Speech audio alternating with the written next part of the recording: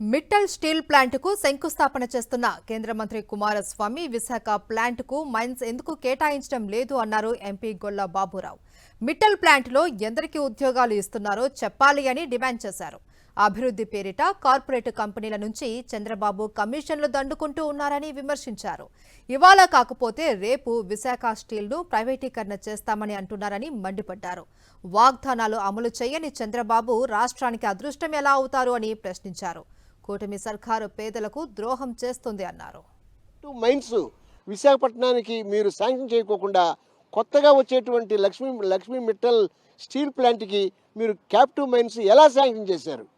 నేను స్ట్రైట్గా చంద్రబాబు నాయుడు గారిని అడుగుతున్నాను. మీరు చాలా విజ్ఞానులు, మీకు చాలా 40 years ఎక్స్పీరియన్స్ చెప్తారు. మీరు ఎక్కడ ఈ విశాఖపట్నం స్టీల్ ప్లాంట్ అంటే ఆంధ్రప్రదేశ్లో మన ఆంధ్రప్రదేశ్కి మణిహారం. ఈ మణిహారం లాంటి ఈ యొక్క స్టీల్ ప్లాంట్ని మీ ఉద్దేశం మూసేస్తారా, లేకపోతే ప్రైవేటైజ్ చేస్తారా? ఎంతమంది చనిపోతే, ఎంతమంది ఆ యొక్క సాక్రిఫైస్ చేస్తే విశాఖపట్నం స్టీల్ ప్లాంట్ మనకి వచ్చిందో మీకు తెలీదా?